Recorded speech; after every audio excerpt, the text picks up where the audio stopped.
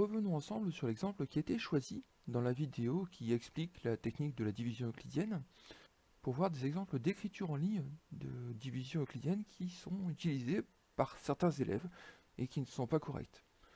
Commençons par cet exemple-ci. Certains élèves m'écrivent 263 divisé par 7 égale 37R4. Alors il va falloir revenir sur ce que c'est une égalité en mathématiques. Une égalité en mathématiques signifie que tout ce qui est à gauche du égal, le membre de gauche, est exactement identique à tout ce qui est à droite du égal, c'est-à-dire le membre de droite. Alors regardons ce qu'il y a à gauche du égal. À gauche du égal, il y a 263 divisé par 7. Ça, c'est bien défini en mathématiques. C'est une division. La division de 263 par 7, je vais faire un partage équitable. À droite du égal, on a 37R4. Alors 37R4, c'est pas une opération mathématique. Ça ne veut rien dire en mathématiques. On pourrait imaginer que c'est l'écriture qui dit qu'il y a 37 et qu'il reste 4. Donc on peut penser à une division euclidienne, éventuellement. Mais quelle division euclidienne? 37R4, aucun indice ne nous dit de quelle division il s'agit. Donc tout seul, même en essayant de comprendre, eh bien, il n'y a pas moyen de savoir ce que ça veut dire. Donc impossible d'écrire une égalité entre quelque chose qui a un sens et quelque chose qui n'en a pas. J'ai aussi d'autres élèves qui m'écrivent une égalité du type 263 divisé par 7 égale Q2.37 R2.4. Alors cette écriture vient certainement de l'affichage des calculatrices.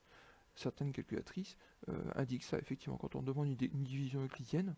Voilà, on a un affichage sous forme Q égale 37, point virgule, R égale 4. Bon, ce qui est à peu près le même que ce qui est ici. Eh bien, de la même façon, 263 divisé par 7, je sais ce que ça veut dire, c'est bien une division euclidienne. Mais Q2.37, R2.4, encore une fois, je peux penser à une division euclidienne, mais laquelle? On n'en sait rien. Cette écriture est donc également à bannir de vos cahiers, elle ne veut rien dire. En fait, la calculatrice indique ça, c'est vraiment un affichage machine qu'il faut savoir traduire en langage mathématique et l'écrire sous la forme correcte. Et cette forme correcte, c'est laquelle? Eh bien, c'est celle qu'on avait utilisée dans la technique de division euclidienne, c'est-à-dire 263 égale 7 multiplié par 37 plus 4. C'est vraiment une égalité, puisqu'à gauche on a un nombre, et à droite on a une opération qui va donner aussi un nombre. Je peux donc comparer ces deux nombres, ils sont bien égaux.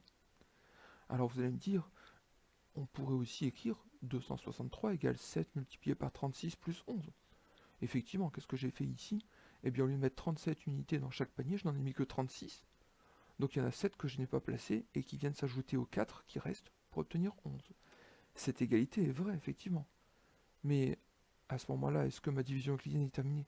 Eh bien non, parce que dans mes 11 unités qui restent, je peux encore les distribuer dans les 7 paniers pour avoir 37 unités dans chaque panier. Donc c'est vraiment une égalité qui est vraie, mais qui ne correspond pas à une division euclidienne.